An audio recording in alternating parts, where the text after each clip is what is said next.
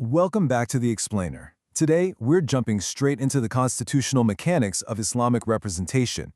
We're going to unpack exactly how historical concepts laid the groundwork for complex governance, specifically looking at a fascinating framework known as the Ahlul Hali wal-Aqd. Here is our roadmap for today. First, we'll look at the one-to-millions problem. Then, those who loosen and bind. After that, we'll tackle whether they are elected or appointed. And finally, we'll break down the qualifications for leadership. Let's get right to it. Part 1. The one-to-millions problem. So right off the bat, it's absolutely crucial to understand that in Islamic governance, authority ultimately rests with the broader community, the Muslim Ummah. You actually see this embedded right in the language of the foundational texts. The Arabic word man, meaning whoever, appears constantly in the historical sayings regarding the bay'ah, which is the Pledge of Allegiance. Because the texts literally say whoever, it proves they're addressing the entire masses. They aren't just talking to an elite ruling class, they are granting the general population the ultimate source of authority. But here's the catch, and it creates a massive logistical nightmare. Think about most contracts in Islamic law: buying a car, selling a house, getting married. These are all straightforward one-to-one contracts. You have a buyer and a seller, right? But electing a head of state, like an imam or caliph, requires the consent of millions of people. It is a one-to-millions contract. So how in the world do you efficiently gather the consent of millions of citizens? Which brings us to part 2, those who loosen and bind. To solve this massive scaling issue, Islamic civilization utilizes a system of representatives called the Ahlul Hali wal-Aqd. Translated, it means the people who loosen and bind. Think of them like a giant puzzle of interlocking knots. They're the senior representatives who essentially contract that pledge on behalf of the masses. Once they do, the rest of the community follows their lead, accepting the binding decisions made for the society. How does this actually work legally? Well, modern scholars like Dr. Abdul Karim Zaidan explain that these representatives act precisely as agents for the Ummah. In legal terms, their relationship is that of the representative, the naib, and the agent, the wakil, meaning when they go ahead and initiate the election of a leader, they're doing it purely on behalf of the population, which makes their election legally binding on the entire society. Now, classical Sharia doesn't hand out a specific VIP list of individuals for this role, because obviously societies change. So the scholar Hassan al-Banna categorized these representatives into 3 broad groups. First, you have the mujtahidun. These are your top-tier scholars of Islamic jurisprudence. Second, the people of experience. Think experts in general matters, engineers, doctors, economists. And third, natural leaders, like local chiefs or people with significant social influence.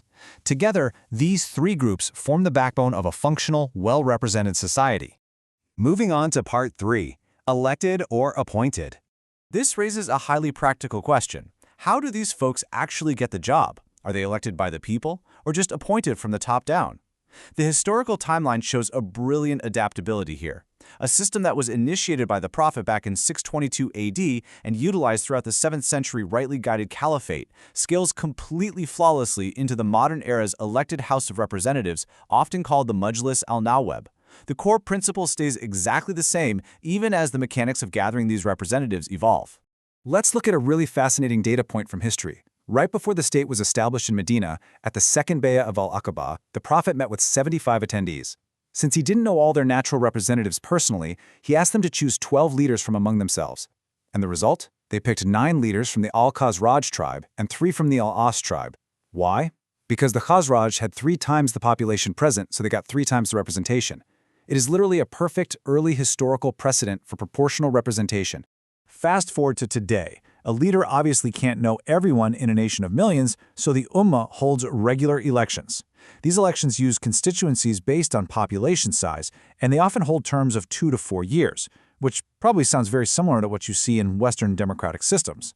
This majlis, or parliament, functions a lot like an electoral college, formally institutionalizing the principles of consultation and accountability. And that leads us to our final section, part 4, qualifications for leadership. Since these representatives are basically acting as a legislature light for administrative laws, they have to be highly qualified. But surprisingly, the absolute minimum baseline to just stand for election is remarkably accessible. A candidate just needs to be mukallaf, meaning legally responsible, mature, and sane. They must be a citizen of the state, and they must genuinely represent the people. And a quick note here, non-Muslim citizens can totally be elected to the Majlis to voice opinions regarding their specific rights under their citizenship contract, known as the Dhimma, even though they wouldn't participate in the specific theological election of the Caliph. But classical scholar al-Mawardi definitely stepped things up for the specific group tasked with electing the head of state. He outlined a strict three-step criteria to ensure high competency. First, they must be just. Second, they have to possess the specific knowledge required to truly comprehend who deserves to lead. And third, they need the practical insight and wisdom to choose the most capable administrator, not just the most popular guy in the room. And remember those mujtahidun we mentioned earlier? Well, because modern societies deal with complex new systems and laws that were completely unheard of in previous centuries, the 13th century scholar Imam al-Rafi'i laid down a crucial rule. He mandates that at least one representative must be a qualified mujtahid, a top-tier legal scholar capable of independent reasoning. If the public doesn't elect one naturally, the head of state actually has to appoint one to the Majlis just to make sure all the debated laws are fundamentally sound. And the required knowledge isn't static. As the influential scholar Rashid Rida points out, it evolves dramatically over time. In the classical era, they needed a deep understanding of tribal lineages and local strengths, like Abu Bakr's famous knowledge of the Arab tribes. Today, that translates into a strict demand for expertise in international treaties, macroeconomics, and the politics of neighboring states. The core principles stay the same, but the application is entirely modernized. You see this intense focus on pragmatic, worldly competence perfectly illustrated during the Prophet's own time. When the Persian governor of Yemen, a man named Bavin, embraced Islam, the Prophet didn't just replace him with a religious scholar from Medina. He kept Bavin as governor. Why? Because Islamic governance heavily prioritizes actual administrative competence, political expertise, and knowing what the local people need over sheer religious seniority when it comes to executive roles.